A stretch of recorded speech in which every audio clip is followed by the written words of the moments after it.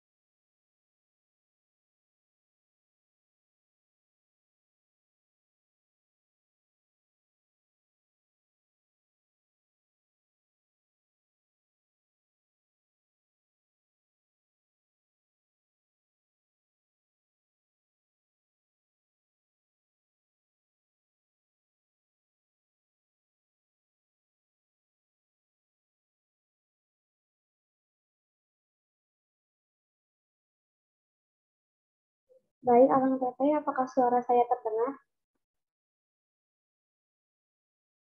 Terdengar.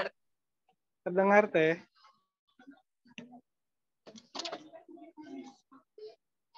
Baik, bismillahirrahmanirrahim. Assalamualaikum warahmatullahi wabarakatuh. Waalaikumsalam warahmatullahi wabarakatuh. Marilah kita panjatkan puji dan syukur kepada Allah Subhanahu wa Ta'ala yang telah memberikan nikmat iman, Islam, dan kesehatan sehingga kita semua bisa bergabung dan berkumpul dalam forum Zoom pada sore hari ini untuk mencari ilmu dan menambah wawasan. Tak lupa, salawat dan salam kita lantunkan untuk junjungan kita Nabi besar Muhammad Sallallahu Alaihi Wasallam. Selamat sore Pak Adi dan Akang Teteh semua. Bagaimana kabarnya? Alhamdulillah baik. Alhamdulillah baik. Alhamdulillah wa syukurillah. Sebelum kegiatan ini dimulai, izinkan saya memperkenalkan diri terlebih dahulu. Nama saya Syara Silma Aznia sebagai moderator Klinik Bahasa dan Sastra Indonesia pada hari ini. Nah, KBSI hari ini mengangkat tema meningkatkan eksistensi bahasa Indonesia di kalangan mahasiswa. Dan untuk pematerinya itu sendiri ada Bapak Adi Rustandi, MPD, yang merupakan dosen PBSI Universitas Pasundan dan juga penulis buku. Kegiatan ini terbagi atas dua sesi. Yang pertama, 45 menit untuk pemaparan materi dan 15 menit untuk sesi diskusi tanya jawab. Sebelumnya, saya akan membacakan sisi pemateri terlebih dahulu.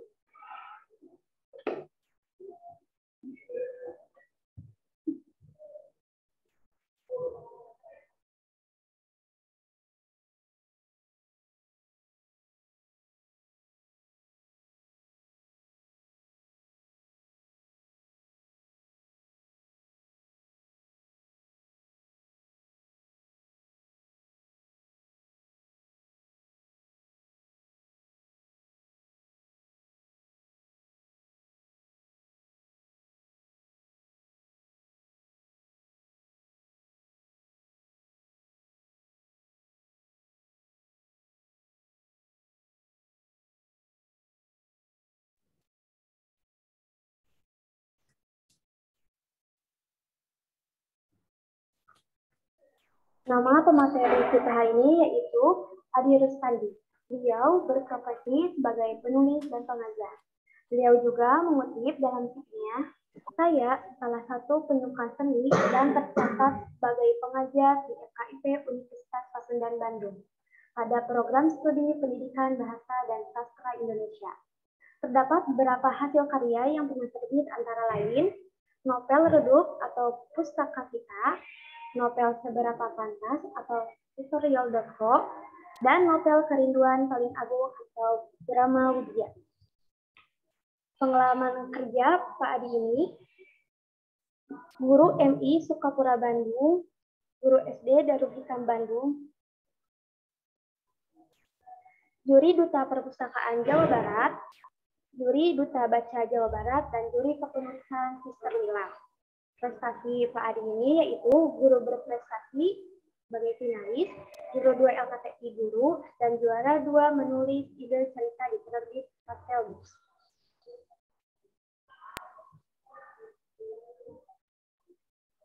Riwayat pendidikan Pak Adi ini, SD-nya di Negeri Batu Nunggal 1 Bandung, SLTP Negeri 48 Bandung, SMA Taman Siswa Bandung, S1 FKIP Universitas Bandung, dan S2 di Universitas Pendidikan Indonesia. Beliau pembicara seminar motivasi kepenulisan di sekolah-sekolah, seminar motivasi kepenulisan nasional di kampus-kampus, dan seminar motivasi kepenulisan secara daring untuk umum.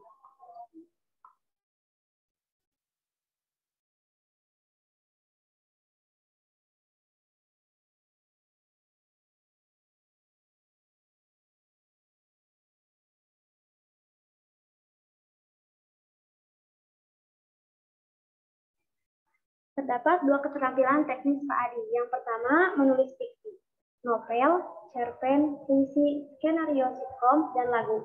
Dan yang kedua, menulis non-fiksi atau bahan ajar matrikulasi bahasa Indonesia.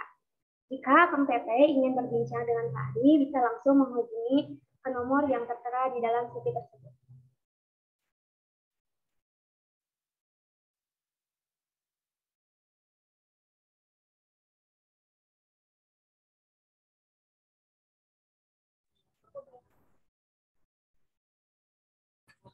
Masya Allah, sangat amat luar biasa.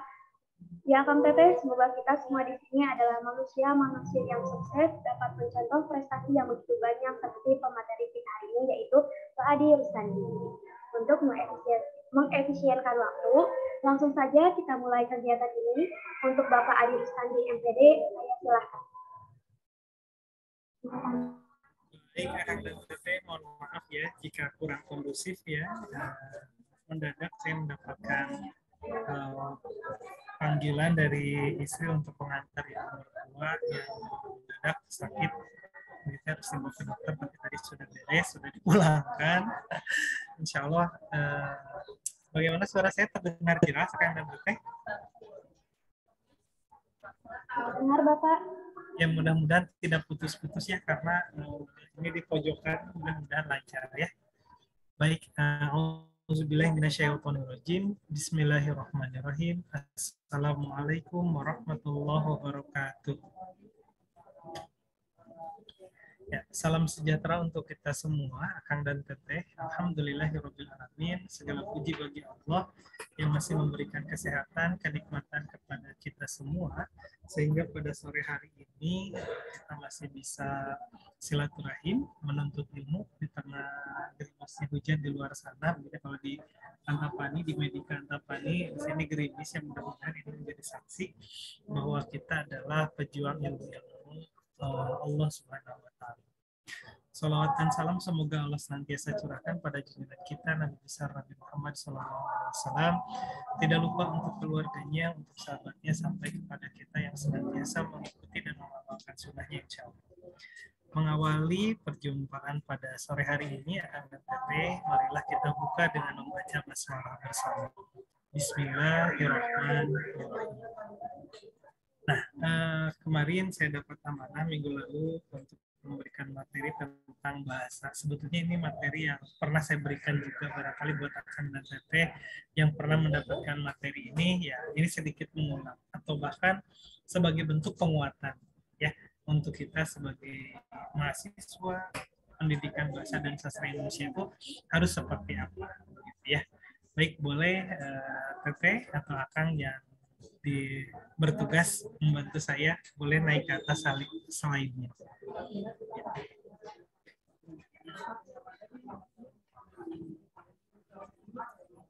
Ya, secara teori Akang dan Teteh kita akan membahas terkait bahasa barangkali ya, bahasa untuk kita sebagai mahasiswa program studi pendidikan bahasa dan sastra Indonesia, calon guru bahasa Indonesia, dan juga kita sebagai generasi barangkali untuk Akang dan Teteh adalah generasi milenial barangkali ya, yang senantiasa juga harus memperhatikan bahasa itu sendiri.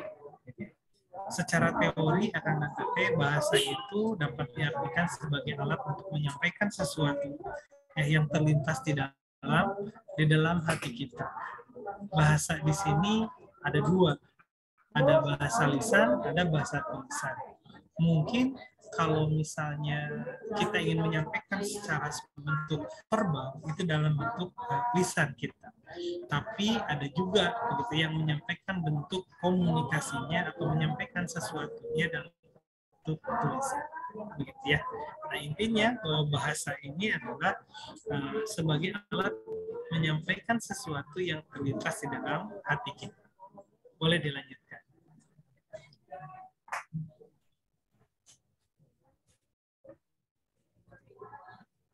Ya. Baik. Nah, kemudian, oh iya Teh, insya Allah saya pegang laptop sekarang, boleh diturunkan saya yang ini ya, yang berbagi layar ya, boleh diturunkan. Terima kasih Teh. Sekarang. Baik Bapak, Ya. Ya, terima kasih Teh. Siap. Nah, selanjutnya ya.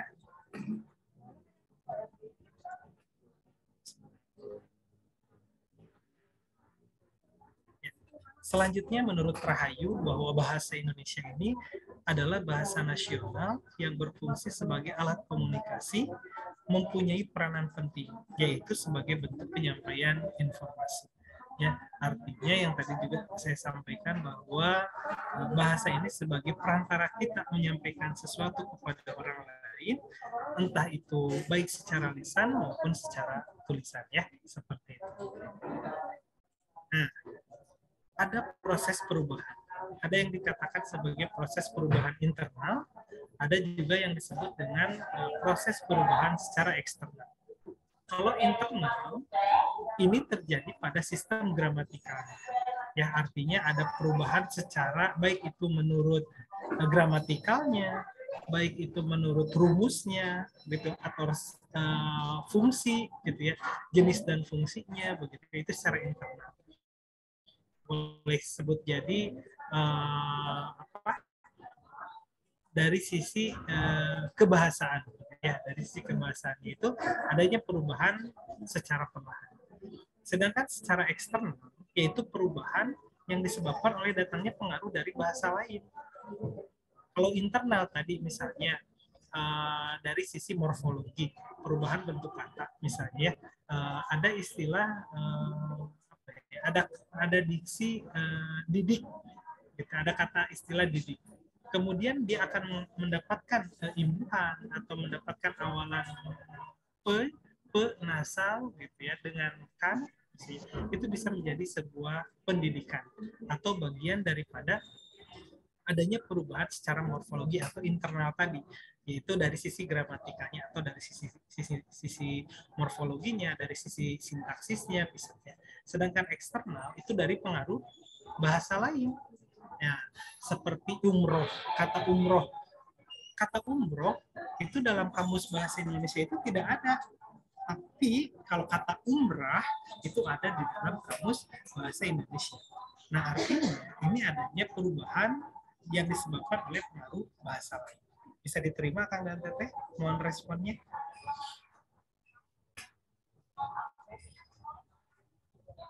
Ya. Baik. Kemudian di dalam web Republika menyampaikan bahwa bahasa Indonesia saat ini memiliki kekuatan besar untuk menjadi bahasa dunia atau bahasa internasional, bahasa yang digunakan di forum-forum internasional. Ya, syaratnya apa sih Pak untuk mengubah bahasa Indonesia menjadi bahasa internasional? Ya, salah satunya bahasa kita harus sudah dikenal, begitu ya. Harus sudah dipakai di luar negeri, salah satu sederhana. Bahkan pakar bahasa Melayu James Collins dalam bahasa Melayu, bahasa dunia, Sejarah Singkat 2000 dalam bukunya atau dalam jurnalnya tahun 2011 memperkirakan penutur bahasa Melayu sendiri merupakan cikal bakal bahasa Indonesia pada 2020 diperkirakan sekitar 300 juta. Kita tahu bahwa cikal bakal bahasa Indonesia itu berangkat dari Melayu. Nah, di sini diperkirakan di tahun 2020 kemarin begitu itu sudah 300 juta yang menggunakan bahasa Melayu atau cikal bakal daripada bahasa Indonesia. Artinya akan ada kemungkinan bahwa bahasa Indonesia menjadi bahasa dunia, bahasa internasional yang digunakan asal dengan kata lain bisa digunakan di forum-forum internasional. Kemudian Bambang Kaswanti Purwo, guru besar linguistik, menegaskan bahwa bahasa Indonesia saat ini menempati urutan ketiga setelah bahasa Spanyol dalam posting WordPress yang ditetapkan sebagai bahasa resmi kedua di Vietnam. Tuh, ya, ini sudah di Vietnam kedua. Ya, mudah-mudahan dengan berjalannya waktu itu bisa mendunia, begitu ya. Seperti bahasa Inggris, begitu ya. Bahasa Inggris juga kan perlahan-lahan tidak langsung menjadi bahasa internasional, begitu ya. Fakta itu diperkuat oleh Kemenlu RI dalam diplomasi nomor 106 tahun 10, begitu ya. Setidaknya ada 52 negara asing yang membuka program bahasa Indonesia. Nah, Indonesia Language Studies. Dulu 2015 saya sempat diajak ke Turkmenistan. Nah, ke Turkmenistan ya. Karena sempat diajak akan belajar di sana, diajak oleh dosen. Ayo ngajar di sana, ngajar anak-anak Indonesia, tapi di sana, tapi juga bergaul dengan penduduk di setempat, begitu ya. Tapi karena bukan rezeki saya, begitu ya, istri saya tidak mengizinkan, keluarga tidak mengizinkan, sudahlah di sini saja. Nah, sampai saat ini sempat gendok juga, gitu ya. Bahkan teman-teman yang udah dari ya, mereka sudah mencetak gelar doktor dari sisi linguistik, begitu ya. Tapi mungkin itu bukan rezeki saya, begitu. Tapi ya intinya bahwa kalau hikmahnya memang sih kesempatan tidak datang 2 kali, begitu ya. Nah, buat akan datang yang ada kesempatan untuk bisa sekolah di luar negeri, hajar saja bismillah ya, gitu. Kita lanjutkan. Nah, sekarang terkait permasalahan akan datang. Bambang Kaswanti Purwo menjelaskan bahwa bahasa Indonesia tak lagi dikuasai oleh sebagian di antara anak-anak Indonesia masa kini. Mereka mulai beralih jadi penutur yang lebih fasih berbahasa asing. Nah, gitu ya. Kenapa? Ya itu karena pengaruh bahasa asing yang masuk ke Indonesia.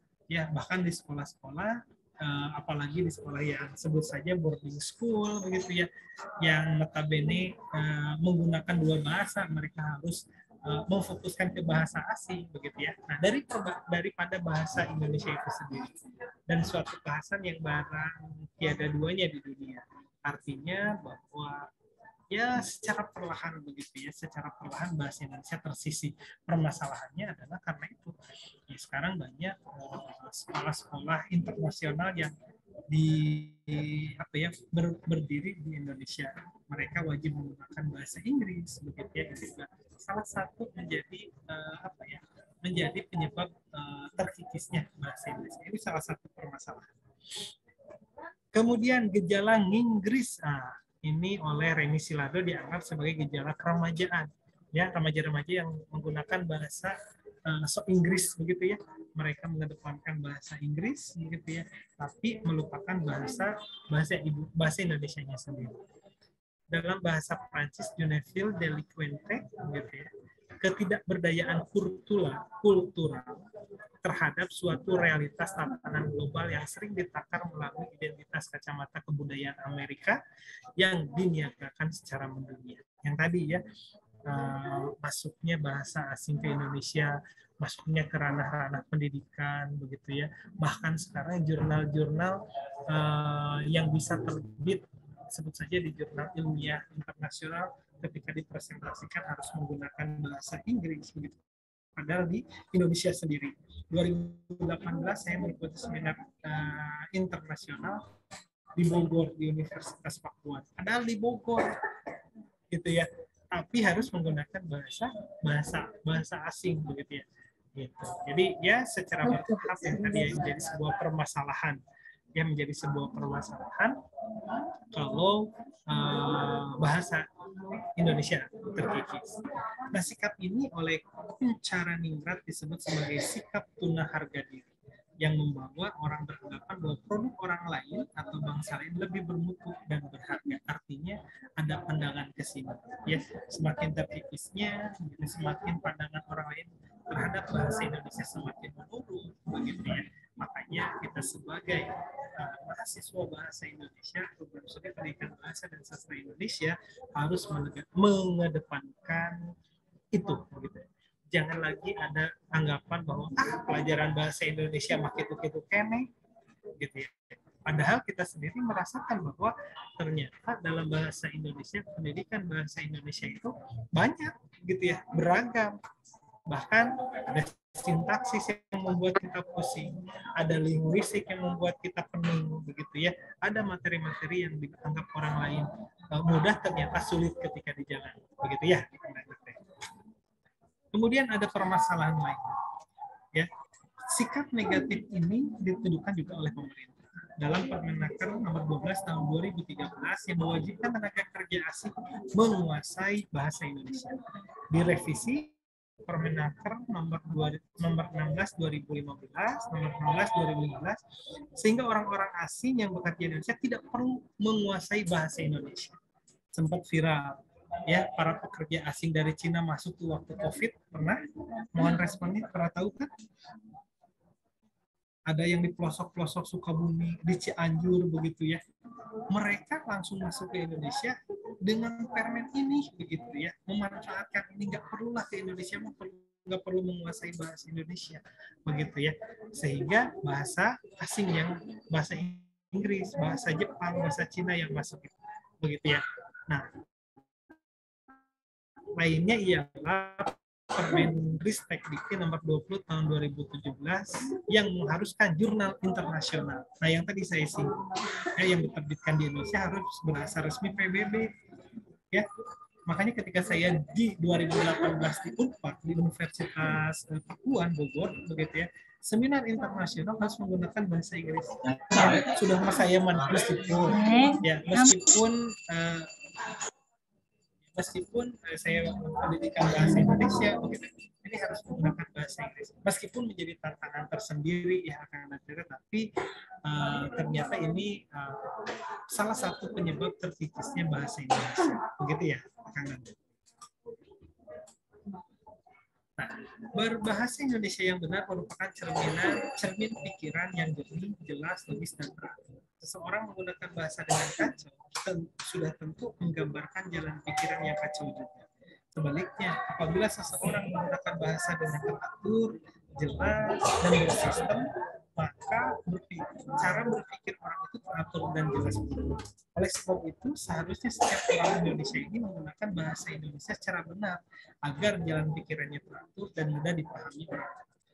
Dalam bukunya Keterampilan Bahasa yang ditulis oleh Ahdia, poin terakhir, tujuan berbahasa itu adalah kesantunan berbahasa. Ya, makanya saya sangat menghargai bagi mahasiswa yang menchat saya atau WA saya dengan menggunakan bahasa yang santun. Ya, mulai dari memperkenalkan diri, NPM, begitu ya, dari program studi apa, maksud dan tujuannya bagaimana, itu luar biasa. Bagi saya itu adalah penghargaan bagi saya. Sebagai pengajar, itu dihargai oleh mahasiswanya seperti itu. Artinya, ketika kita mampu menempatkan segala sesuatunya pada tempatnya, maka itu sudah sangat baik. Termasuk bagaimana kita menempatkan bahasa Indonesia ketika berkomunikasi dengan orang lain yang lebih tua, ketika berbicara dengan orang lain yang lebih tua. Ya, ketika kita mampu menempatkan itu, kita adalah sebagai generasi yang memiliki jalan pikiran yang teratur, yang logis, yang jelas, yang jernih. Begitu. Dan ini sejalan dengan apa yang disampaikan oleh Ahdiat dalam bukunya Keterampilan Bahasa. Nah, secara sederhana, dampak-dampak yang dipandang kecil oleh kita, begitu, ini menimbulkan dampak yang besar. ada istilahnya itu kesalahan umum berbahasa. Kalau di berbagai di berbagai tempat umum, boleh jadi akan dan teteh pernah melihat budayakan antri itu terkesan betul begitu ya penulisannya, padahal salah. Nah, dampaknya itu sangat besar kalau dibiarkan terus, itu menjadi kesalahan umum yang luar biasa. Dari kesalahan-kesalahan kecil itu akan menjadi kesalahan yang luar biasa. Ya, dari wabah kecil di Indonesia, ingat tidak ketika COVID masuk ke Indonesia itu dari Depok cuma 2 orang, ingat tidak? Sekarang sampai jutaan yang meninggal karena COVID. Itu karena kesalahan. Boleh dikatakan, boleh jadi karena kesalahan. Dia melakukan komunikasi tanpa menggunakan masker dan lain sebagainya. Begitu ya. Nah, boleh jadi itu juga karena tidak tahu. Kalau sudah tahu, barangkali memberikan pengamanan, entah itu menggunakan masker, begitu ya, dan lain sebagainya. Nah, dampaknya adalah kesalahan karena kekurang penguasaan sistem bahasa Indonesia dan kerancuan berpikir karena pola pikir. Ya, akhirnya tampak pada bahasa yang dipakai, begitu ya. Hal ini tentunya mengkhawatirkan kita sebagai mahasiswa, sebagai calon guru bahasa Indonesia. Ini akan menjadi dampak yang sangat besar. Ya, bahkan yang bikin saya sedih itu adalah calon mahasiswanya sendiri itu tidak dekat terhadap PUEB, begitu ya. Yang sekarang berubah menjadi kembali lagi menjadi, ada yang tahu? Menjadi apa? EYD, begitu ya. 2015 EYD berubah menjadi PUEB. Kemudian sekarang 2022 diganti lagi menjadi EYD lagi, PUEYD, Pedoman Umum Ejaan yang Disederhanakan.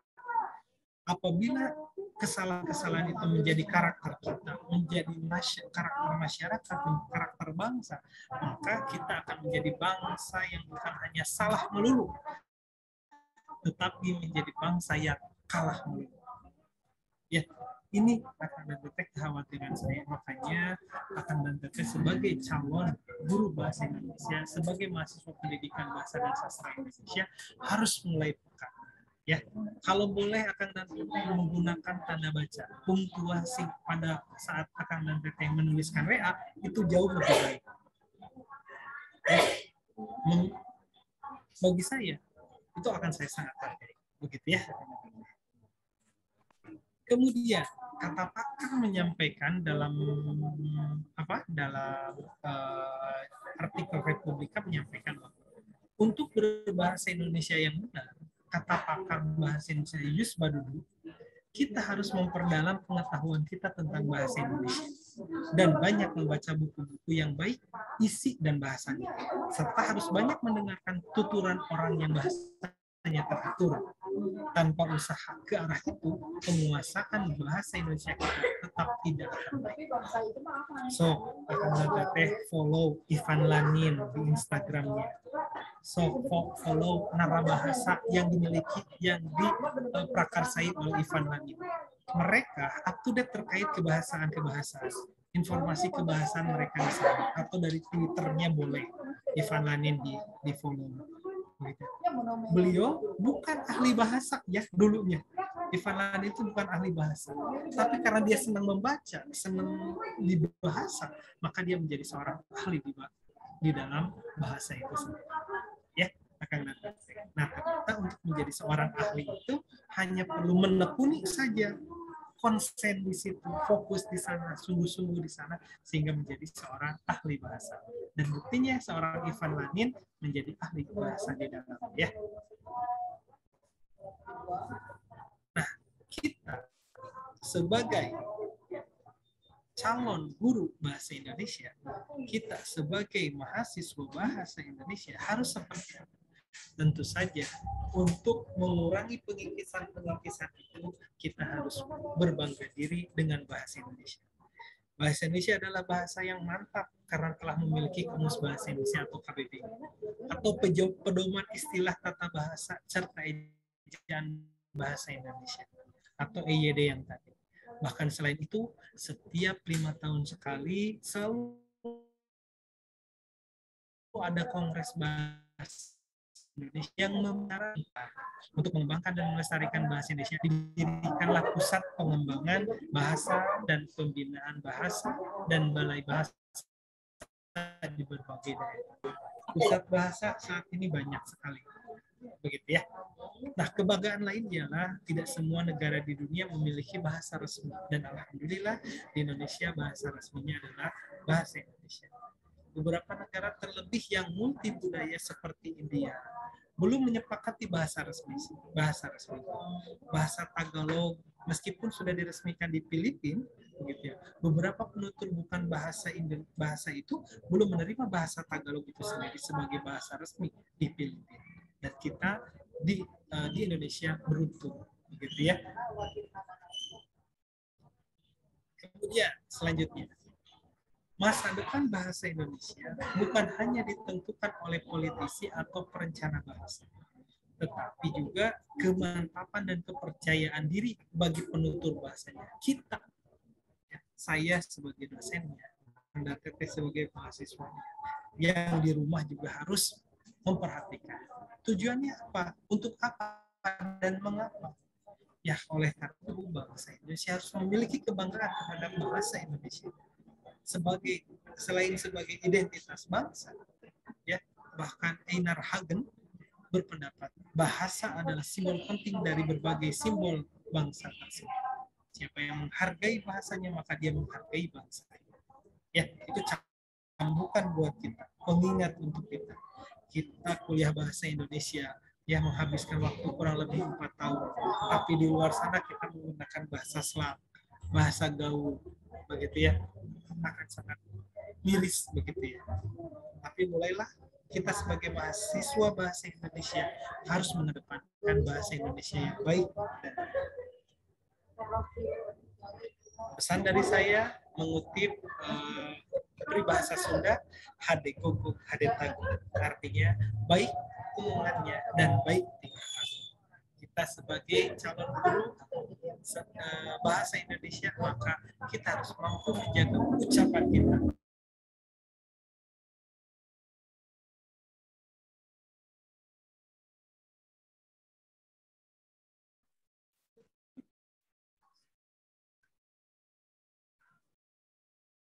Nah, enggak komen.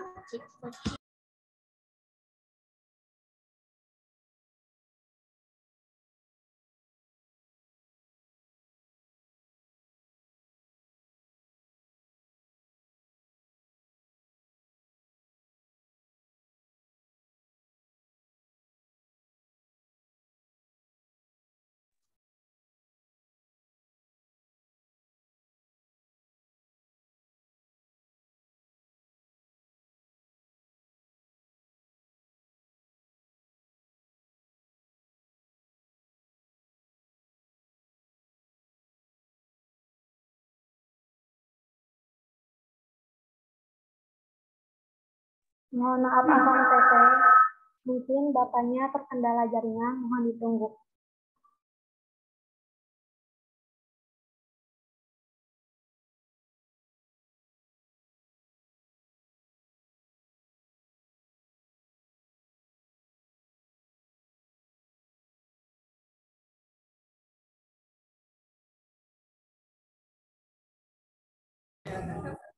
Ya, Akang dan Teteh mohon maaf ya, terpental. Ya, ingin saya putarkan satu video Akang dan Teteh.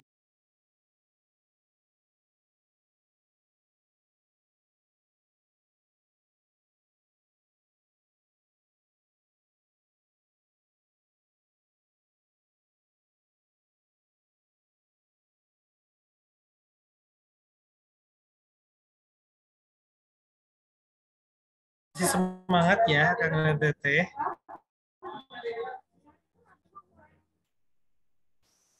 Sinyalnya mohon maaf, apakah suara saya putus-putus tidak di sana? Semoga baik-baik saja sih. Gimana? Mohon responnya. Baik, ditunggu ya. Ya, di sini akan nanti saya putarkan satu video dari komika tentang yang membahas tentang bahasa, begitu ya. Mudah-mudahan menghibur di sore hari ini ya.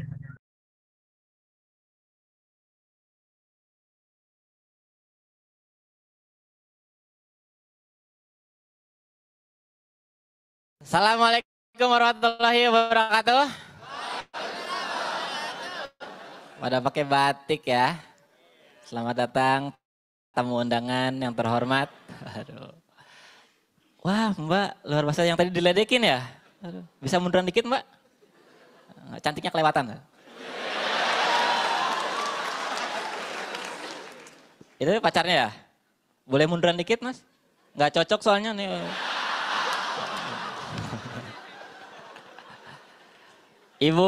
Ibunya Mbak? Oh bukan, boleh munduran Bu? Waduh, ibu juga cantiknya kelewatan. Udah lewat gitu ini sisanya ya. Mohon maaf loh, mohon maaf. Mohon maaf nih ya. Mohon maaf. Mohon maaf ya. Ada yang pakai seragam, mau disuruh mundur juga nggak nih? Enggak ya? Ya gue seneng gitu sama tema cinta Indonesia, banyak hal yang bisa kita cintai dari negara ini. Indonesia tuh negara dengan budaya tuh udah luar biasa gitu. Kita punya bahasa daerah terbanyak nomor 2 di dunia. Ada 748 bahasa daerah. Ada yang bisa sebutin nomor 48? Nggak ada ya? Yalah. 48 tuh JKT.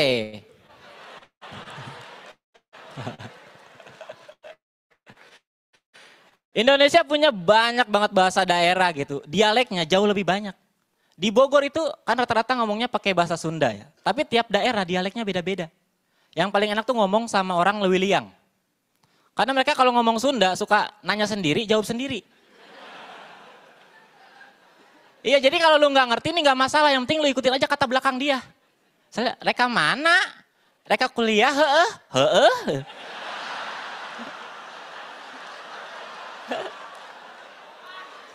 Nggak sarapan encan? Encan. Mampir atuh?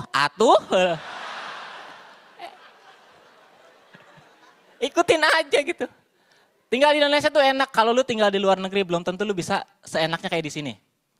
Di Singapura itu sekali lu buang sampah sembarangan dendanya 5 juta.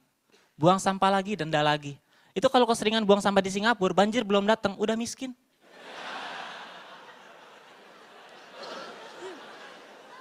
Di Indonesia peraturan kayak gitu ada. Tapi yang buang sama sembarangan ada. Kenapa? Karena kalau banjir datang solusinya ada. Salahin pemerintah, selesai.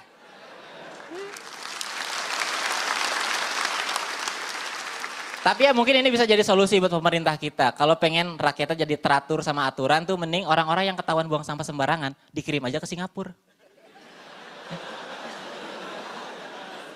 Biar pada miskin gitu. Nanti kalau udah miskin tarik lagi ke Indonesia. Biar apa? Biar negara kita nggak kehilangan ciri khasnya itu.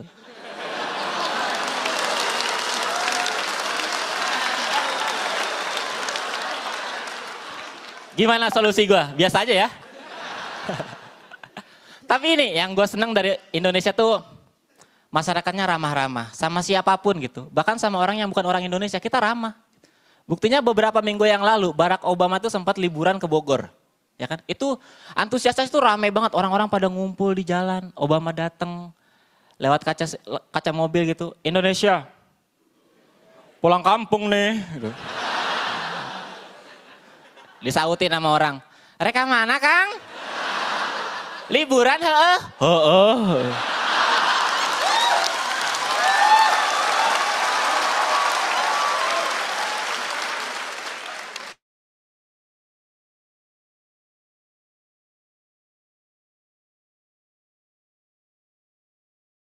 Ya, nggak sarapan Chan? Encon.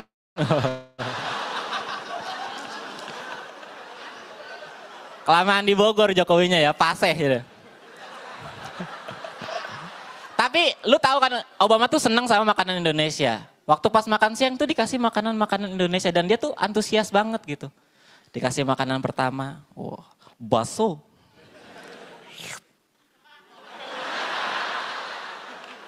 Enak ya. Oh, makanan kedua, sate. Taichan ya.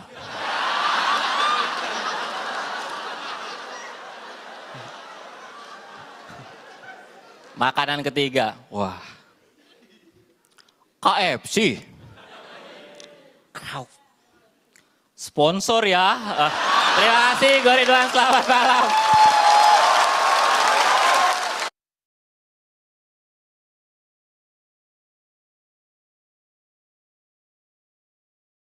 Begitu Akang dan Teteh terkait hiburan terkait kebahasaan ya. Uh, ya bahasa itu memang beragam gitu ya. Bahkan ada yang lebih lucu nih, satu lagi ya saya putarkan. Setelah itu baru kita diskusi ya.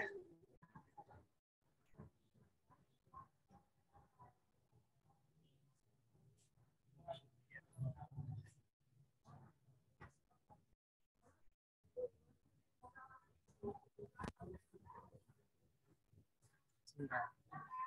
Ada yang siap nanti ya. Ini juga masih terkait dengan bahasa ya.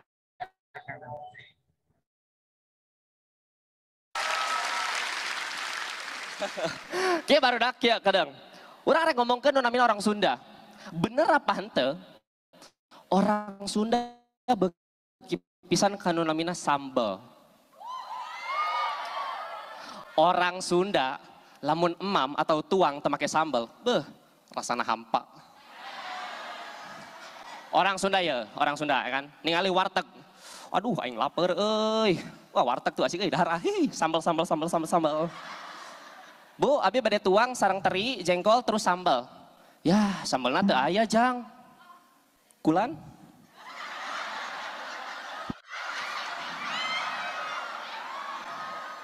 Ibu nyarios naon tadi? Sambalna henteu aya. Coba ulangi sakali deh, Ibu. Sambalna henteu aya. Ibu please, Ibu lah ngawadul, Ibu.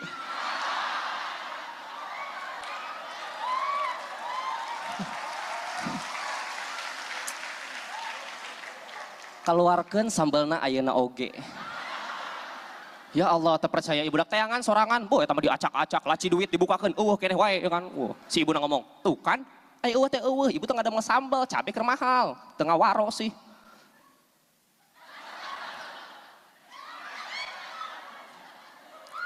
Abi kecewa ke ibu.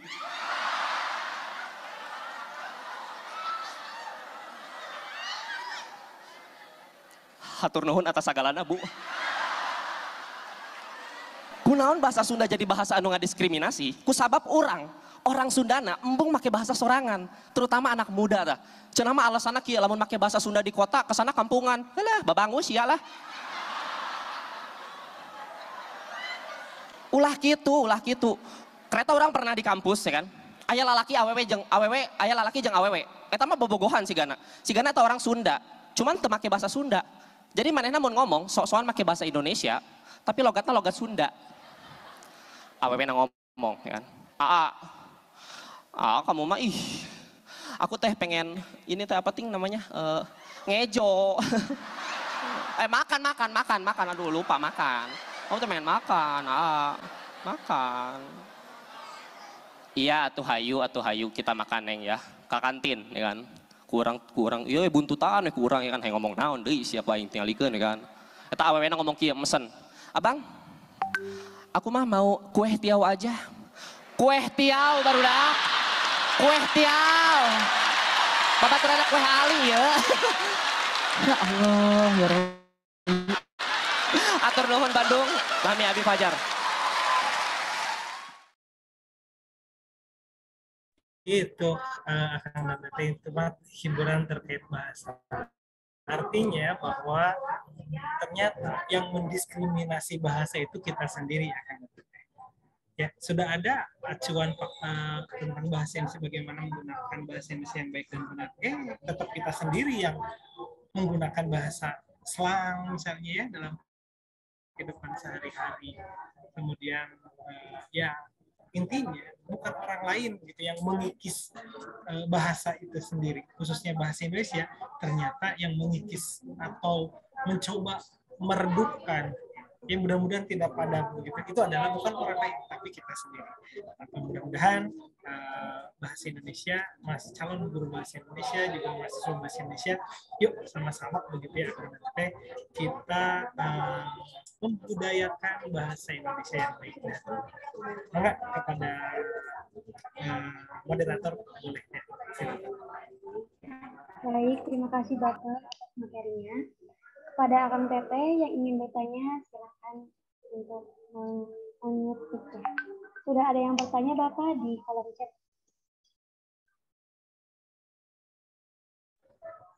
Dari Kang Bahrul Ulum. Nah, izin bertanya, sebelumnya mohon maaf tidak on mic dan kamera kalau terkendala jaringan. Sekaitan dengan tadi pembahasan gitu ya. Bagaimana cara kita sebagai mahasiswa untuk tetap eksistensi dalam penggunaan bahasa Indonesia. Karena seperti yang kita ketahui, bahasa gaul sekarang menggeser kedudukan pentingnya bahasa Indonesia. Betul Kang Bahrul ya. Ya itu tadi ya, perlahan, bukan hanya menggeser, mengkikis begitu ya, mengikis begitu ya. Kita menggunakan bahasa gaul, kita menggunakan bahasa prokem begitu ya, kita bisa menggunakan bahasa salon atau bahasa derby sehatian begitu ya, bahasa-bahasa itu.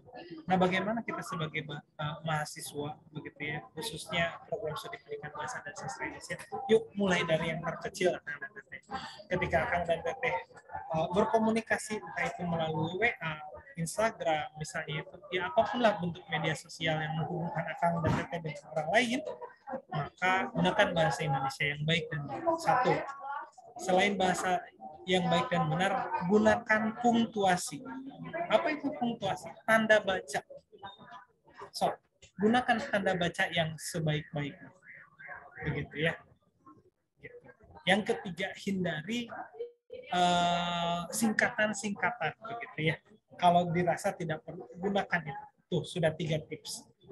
Kemudian ketika kita berkomunikasi dengan teman kita, khususnya pendidikan bahasa Indonesia misalnya ya, boleh ada masanya ketika presentasi, gunakan bahasa Indonesia yang baik dan benar. Begitu. Ya, tujuannya apa? Ya tadi membumikan kembali bahasa Indonesia. Ya. Agar bahasa Indonesia tidak terkikis, tidak redup, bahkan bisa padam. Begitu ya, Kang Bahrul Ulum. Ada lagi Akang dan Teteh boleh kalau ada. Nah, ini sampai jam berapa Teh? Sama-sama Kang Bahrul.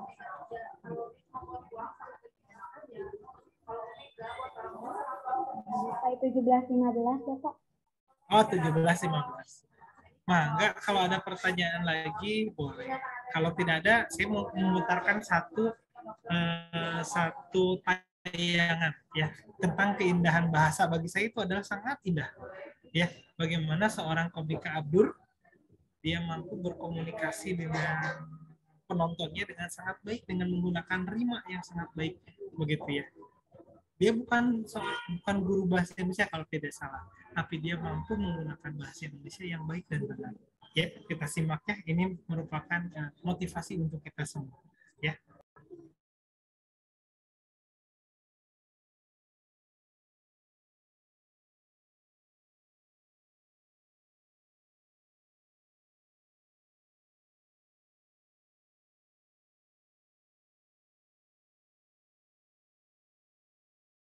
Baik, kepada Akang Teteh yang ingin bertanya, silakan.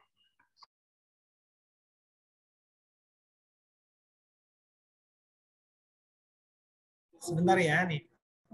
Salah satu saya suka ya kepada salah satu komika ini yang sangat menginspirasi, khususnya kita nih. Dia aja bisa begitu ya. Nah, kita juga harus bisa.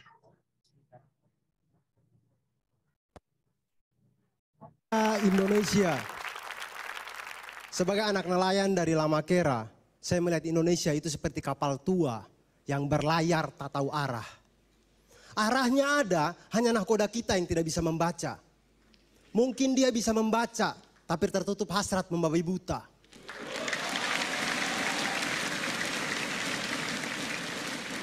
Hasrat hidupi keluarga, saudara, kolega, dan mungkin istri muda. Indonesia itu memang seperti kapal tua dengan penumpang berbagai rupa. Ada dari Sumatera, Jawa, Madura, Sumbawa hingga Papua bersatu dalam Nusantara. 6 kali sudah kita ganti nahkoda tapi masih jauh dari kata sejahtera.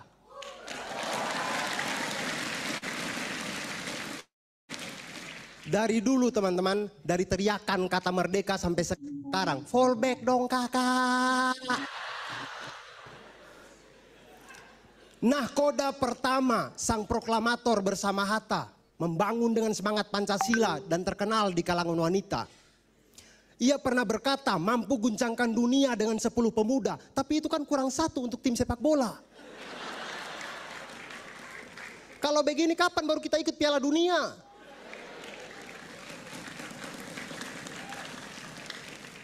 Nahkoda kedua, 32 tahun berkuasa. Datang dengan program bernama Pelita. Bapak pembangunan bagi mereka, bagi saya tidak ada bedanya. Tidak ada. Penumpang bersuara berakhir di penjara atau hilang di lautan tanpa berita. Beda dengan Dodit Mulyanto, hanya modal biola saja terkenal di Indonesia.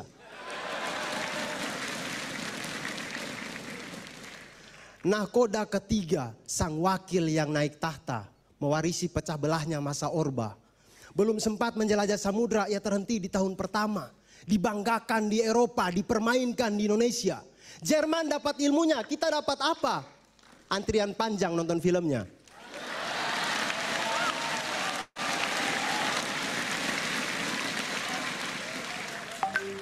Nahkoda selanjutnya, sang kiai dengan hati terbuka. Ia terhenti dalam sidang istimewa ketika tokoh-tokoh reformasi berebut istana. Potong bebek saja, gitu aja kok repot, kata Gus Dur featuring Ursula.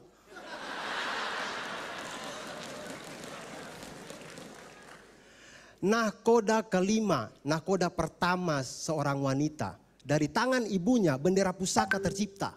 Kata bapaknya berikan aku 10 pemuda, tapi apa daya itu di luar kemampuan ibu beranak 3.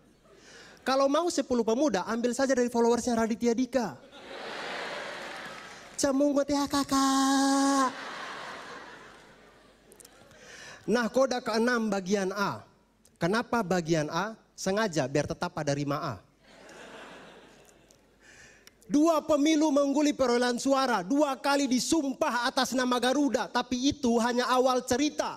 Cerita panjangnya terpampang di banyak media. Lapindo, Munir, Senturi, Hambalang, kami menolak lupa.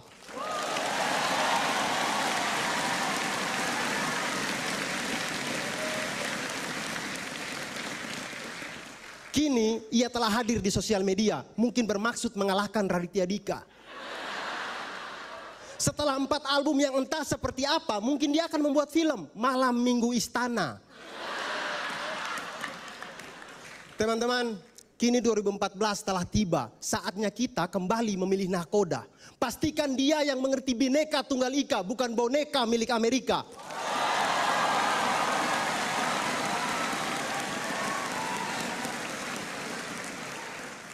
Dia yang mengerti suara kita. Suara kalau Indonesia bisa, bukan suara aita kata ya atau fallback dong kakak. Inilah cerita kapal tua kita. Ada yang tidak percaya? Ada, sudah kalian percaya saja. Teman-teman, mungkin di antara kita di sini itu ada yang sedang merindukan masa-masa Orde Baru. Kemudian mulai pakai kaos dengan stiker atau stiker yang gambar sang jenderal 32 tahun. Gambar posenya dia sedang begini. Saya tidak tahu ini gaya foto macam apa ya, tapi kalau dilanjutkan, ya, tidak tahu ini gaya foto macam apa, tapi kalau dilanjutkan mungkin jadinya begini. Iya. Dan yang lebih menarik itu adalah tulisannya. Tulisannya apa? Piye kabarele, sek penak zamanku to, iyo keles.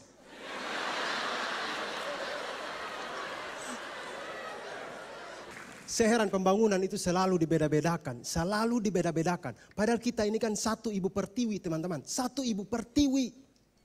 Saya tuh terkadang berpikir itu dengan frasa ibu pertiwi. Kalau memang kita satu ibu pertiwi begitu. Apakah memang dulu tuh ada seorang perempuan kemudian yang melahirkan pulau-pulau di Indonesia kah? Ya jadi kamar bersalin begitu, lampu terang, follow spot di mana-mana begitu. Kemudian ibu pertiwi berbaring. Ya ibu per, ini panggilan akrab ibu pertiwi ya.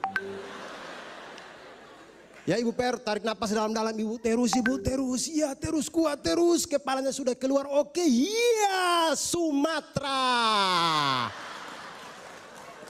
Sumatera lahir dan itu adalah pulau yang paling susah lahir karena gunungnya paling banyak.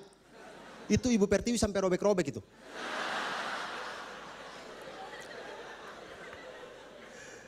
Dan mungkin setelah itu Kalimantan lahir, Jawa lahir, Bali lahir, dan pulau-pulau di bagian Indonesia Timur itu lahirnya paling terakhir. Ya Ibu Per, tarik napas dalam-dalam Ibu, terus Ibu, ya terus sedikit lagi ya kepala yang sudah keluar. Oke, iya, listrik mati.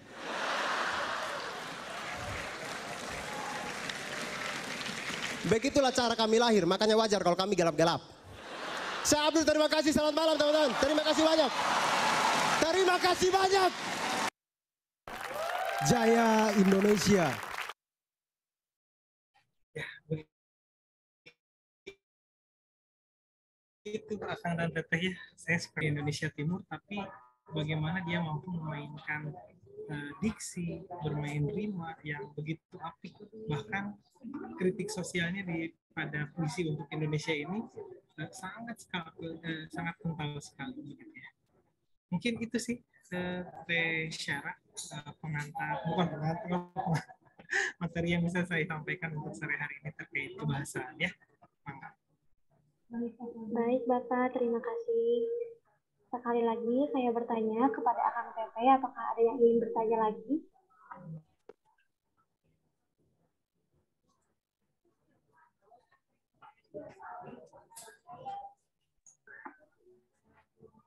Baik, jika tidak ada yang ingin bertanya kembali, izinkan saya untuk menyimpulkan kegiatan hari ini. KBSI kali ini yang mengangkat tema meningkatkan eksistensi bahasa Indonesia di kalangan mahasiswa, di mana pemateri kita sudah menjelaskan tentang bahasa dan permasalahannya. Bahwa bahasa Indonesia sebagai bahasa nasional yang berfungsi sebagai alat komunikasi yang mempunyai peran sebagai penyampai informasi. Bahasa terbagi menjadi dua, ada lisan dan tulisan. Proses perubahan bahasa itu juga terdapat dua, yaitu internal dan eksternal. Permasalahan yang sekarang terjadi yaitu bahwa bahasa Indonesia tak lagi dikuasai oleh sebagian di antara anak Indonesia masa kini. Mereka mulai beralih jadi penutur yang lebih fasih berbahasa asing daripada berbahasa Indonesia sendiri. Berbahasa Indonesia yang benar merupakan cermin pikiran yang jernih, jelas, logis, dan teratur. Dampak kesalahan yang terjadi karena kekurangan penguasaan sistem bahasa Indonesia dan kerancuan berpikir, akhirnya tampak pada bahasa yang dipakai karena yang benar menjadi salah, yang salah menjadi benar. Baik, Akang Teteh, sebelum menutup kegiatan hari ini, kita akan melakukan dokumentasi terlebih dahulu. Kepada Akang Teteh, mohon di-on-cam-kan kamera.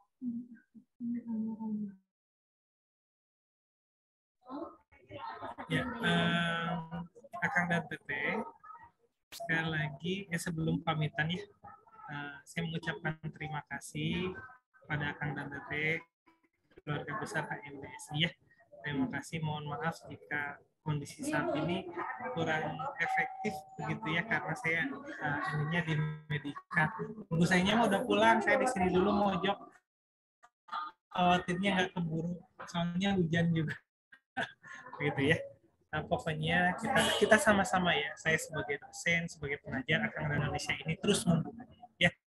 Gitu aja sih ya, hade gogok hade tak. Kita sama-sama perbaiki bagaimana cara bicara kita dan perilaku kita.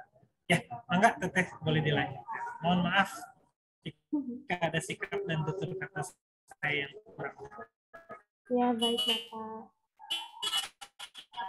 Kita dokumentasi terlebih dahulu ya untuk slide pertama. Ya.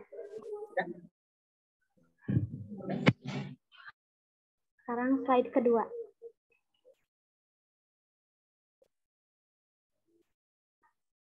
Alhamdulillah wa syukurillah KBSI pada hari ini telah selesai dengan baik. Saya ucapkan banyak terima kasih terutama kepada pemateri kita hari ini, yaitu Pak Adi yang begitu luar biasa dalam memaparkan materi. Dan juga kepada Akang Teteh yang sudah meluangkan waktunya untuk ada dalam kegiatan yang sangat bermanfaat hari ini. Saya memohon maaf apabila selama saya jadi moderator, pada kesempatan kali ini ada salah kata dan tutur yang tidak disengaja, mohon untuk dimaafkan. Semoga kegiatan ini tetap terus bermanfaat bagi kita semua. Amin. Amin ya Allah ya Rabbal Alamin. Saya akhiri. Wassalamualaikum warahmatullahi wabarakatuh. Waalaikumsalam warahmatullahi wabarakatuh. Terima kasih ya Kang dan Teteh. Insya Allah bertemu di kelas ya hari Rabu Terima kasih Pak. dan Kamis. Ya, mohon izin duluan keluar ya. Baik, kepada seluruh peserta KBSI pertama ini dimohon untuk tidak meninggalkan ruang Zoom terlebih dahulu karena akan dikirim link daftar hadir.